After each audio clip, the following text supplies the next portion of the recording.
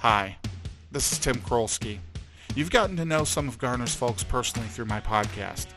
Now it's time for you to hear about the ever-changing things happening in the trucking industry. From regulations to technology to customers and the daily life of a trucker, it's time to hear from the folks on the road and the people off the road who provide support. What will your perspective be? Will you agree with the thoughts of others? Find out when you come with me on Garner Trucking's Beyond the Cab. Hello and welcome to another edition of Beyond the Cab. I'm your host Tim Chrulski, and today I am honored to have with me Jenny Fall. She takes care of 10,000 things for Garner Trucking, just to name a few. But the one we're going to focus on today is our Fleet Elite program. We've got several years of history, several years of building this program. Everything from kind of a subjective opinion to what we have currently, which is really a very fact-driven, performance-driven program, and really like the style and form and function of it. Jenny, if you could, I knew you started with this program just a few years back, and as we got started with it, developing something a little bit more concrete to go by. What can you tell us about where we've come from to where we are today? Well, I will tell you, I've probably been part of the process, like you said, maybe close to 4 years. And in that time, I know the team that we have together, kind of putting this program together, it really tried to eliminate any of those subjective factors. We wanted to come up with a list of things that drivers have total control over. What they do or don't do directly affects that score. And we just try to tweak it every year, honestly, as we go through it and review. We want to add and take away things that don't make sense or don't seem to be working as we originally thought. So I think over time it's grown and it changes. It's changing next year, as a matter of fact.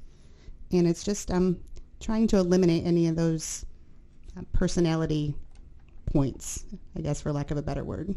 Well, and I think some things every driver gets an opportunity to either create positive or negative points with. So as we try to reevaluate things year after year and improve upon the program itself, I think it suits the drivers better each time. We've got to take into careful consideration a lot of different types of driving, styles of driving, and put that all together in a fashion that kind of balances everybody out and keeps everything equal.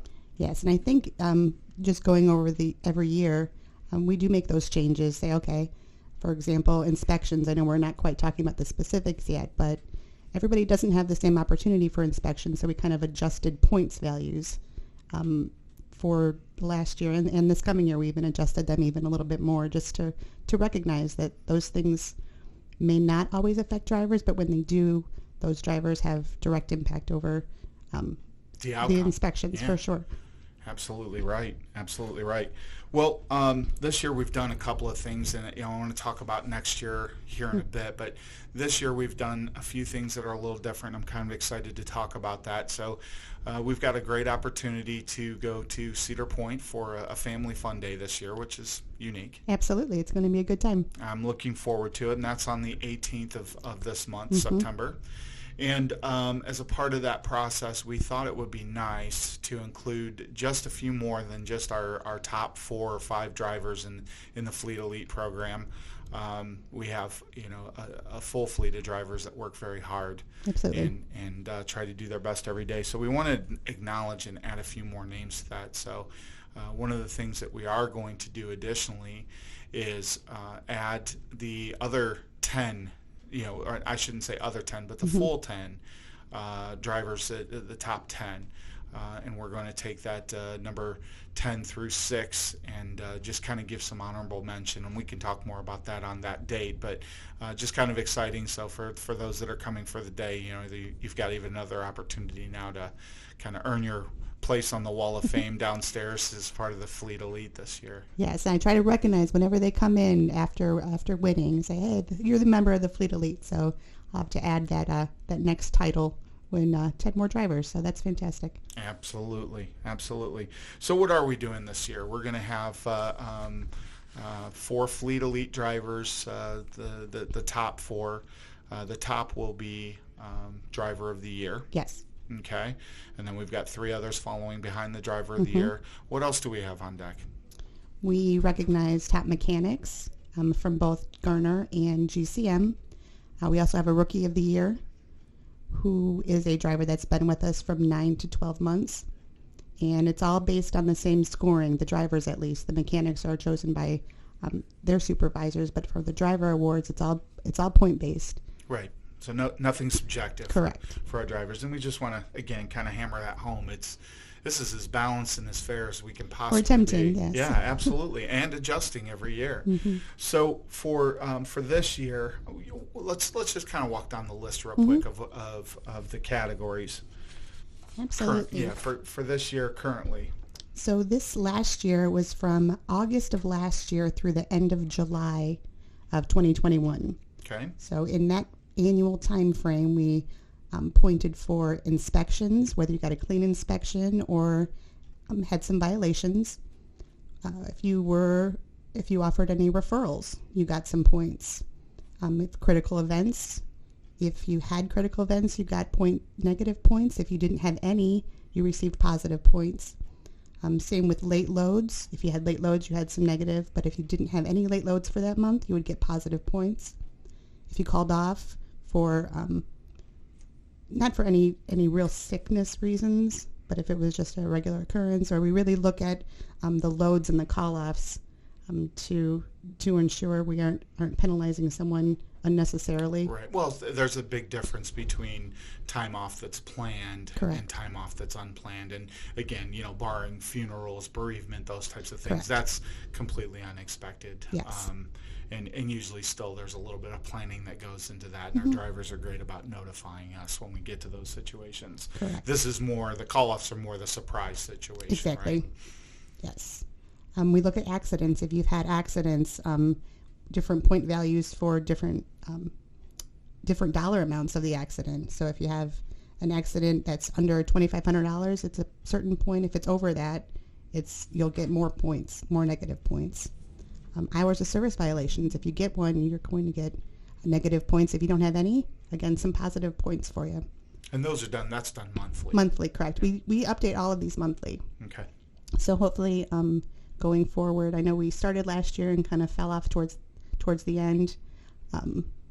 We're going to send out quarterly updates so drivers can keep track of where they're at for the year. Right. Citations, if you get tickets or anything, that's negative points. And if you get customer complaints or customer raves, you get positive and negative points. And we also threw in cruise control. I know James really hammers home that it's important for drivers to use cruise consistently. So if you're at the average or above or below, you'll have points for that. Which is all good stuff. So those drivers, we're going to reveal those on the 18th of this month. Yes, I'm excited. So now, we've put together kind of a great team of individuals that put some input into this particular program. First of all, who is a part of that particular committee? Well, I think we have a really good blend of people that kind of have different perspectives and work with drivers in different ways. So we have yourself, myself, Barbara from HR.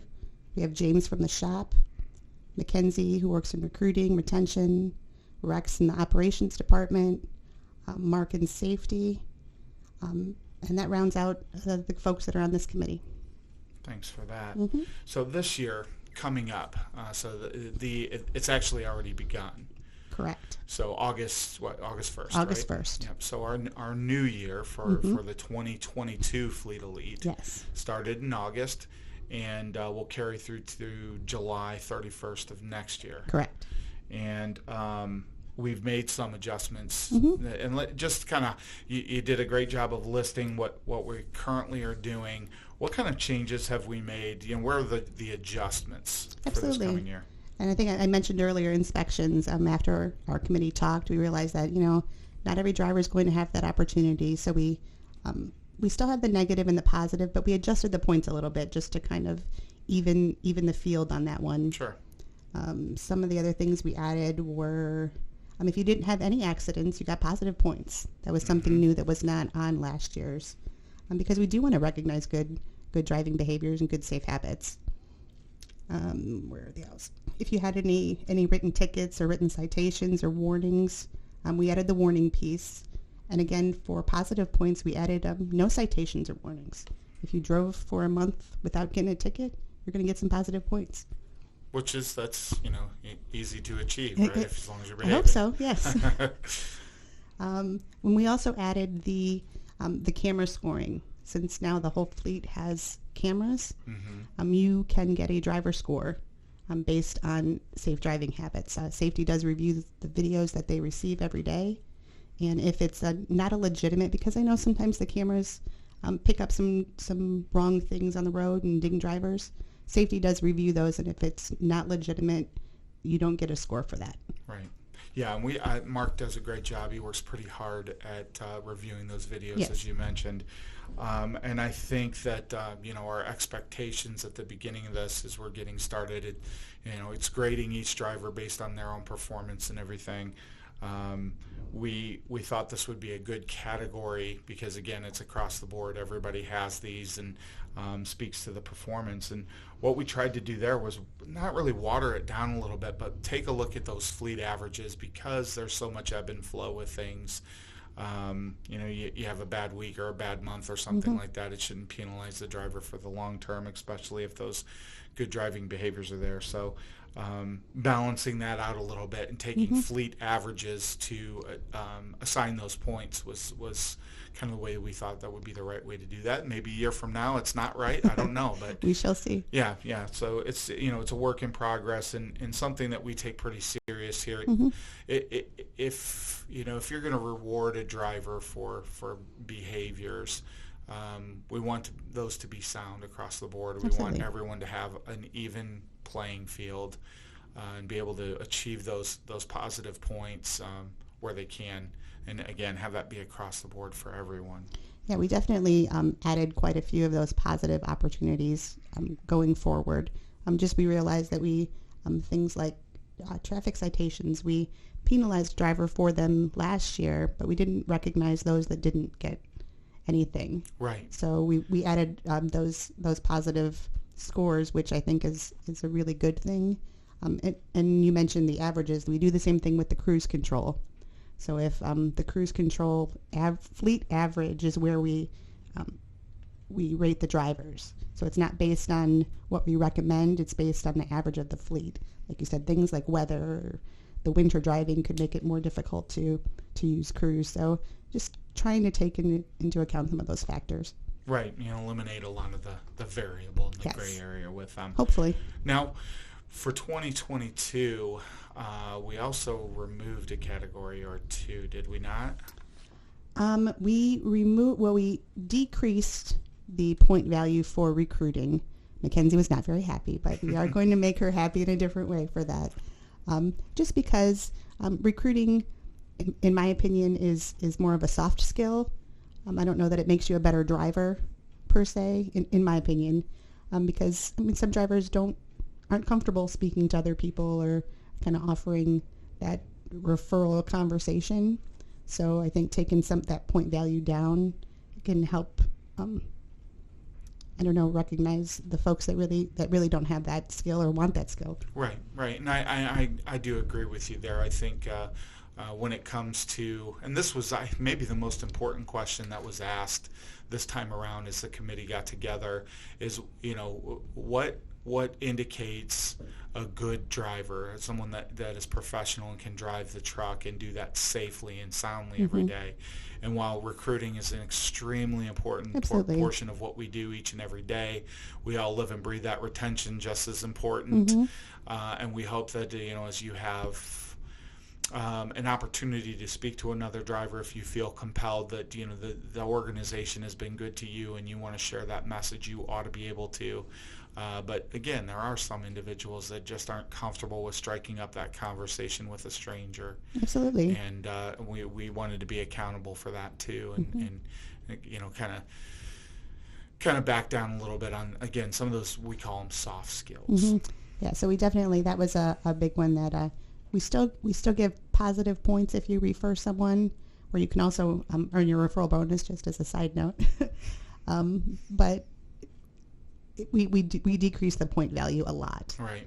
Well, and to your point, if you're an individual that's out there and doing some recruiting, what the dollar amount is out there on that. It's pretty significant. Up to $2,000. Yeah, I highly encourage, if you feel compelled to do so and share your story with other drivers, please do. Yes.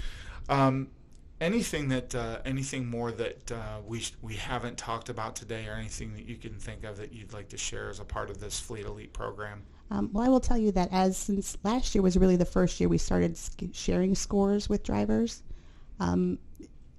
As a driver, if you receive your score in the mail, say we're shooting for November, so you'll see 3 months of time, see where you're at for yourself compared to the average or the top drivers of the year. If you see something that doesn't make sense, or that you want to question, say, hey, I didn't get any critical events, or I didn't have any hours of service violations, please call. Last year we had a few call and say, hey, I didn't have a customer complaint, and those are some big point values. And we check into it, and if there's a way to prove that you should earn more points, we certainly want to look into that, because this needs to be as legitimate as possible. Yeah, the program, I think that's been the exercise since the beginning, is getting this program to the point it is today, and continuing to develop it and clean it up and make it as balanced and as fair for everyone, and give everybody that opportunity, that same playing field, and most importantly, remove all the subjectivity from it. We don't want to pick favorites every year, and the same drivers are always winning. And if the same drivers are winning and they're doing a great job, then they should be rewarded for that. But we want to give everyone that same opportunity, and I think we've made really great strides over the last several years, and certainly sharing those points on a quarterly basis, just to make you aware of where you're at, where the fleet's at. That's an important tool, I think, that helps a driver grow and excel. Definitely. I know we had a couple last year, right after we had sent them. One was a complaint that was pointed against him. He said, yeah, that didn't really happen. So we did some research and removed those points, just because we do want it to be fair and not want anyone to think that it is picking favorites or just arbitrary choosing because. Right. Well, and that does bring up another point, the customer kudos piece, customer complaints piece. I know we made some changes there as well. Again, not every driver gets an opportunity, or they may be doing a great job every day and be the politest person, and no one ever notices it or gets back to Garner to let us know, okay, they're doing a great job, or your driver's doing a great job. So we felt to kind of soften that up a little bit. It's great if you get those points, and we want you to get them and achieve them when you can. But we can't base large chunks of points on that particular thing. And more often than not, a lot of times a customer, or anyone in particular, will report a negative experience as opposed to a positive experience. Yeah, man, that's fair. I think they take, that's in any customer service position. You're going to get calls from people. They're not going to say, oh, I stopped at your restaurant and had great service. Yeah, well, that's true. That's true. The same way you're on the highway and you see, 1,000 drivers that are doing everything just exactly perfect. It's that one driver that screwed something up that you're going to be irate over and make a phone call over. So that's your point is well taken, Jenny. Well, I really want to thank you for your time today. I know you're very busy with a lot of different things, especially as we're planning for National Truck Driver Appreciation Week here coming up the week before the event. The Cedar Point Day, yes. And so we appreciate you taking the time out of your busy day to talk with us about this. And hopefully everybody's learned a little bit more about our Fleet Elite program. And hopefully. We're looking forward to the 18th. There's going to be a big winner. It's exciting. This has been another edition of Beyond the Cab.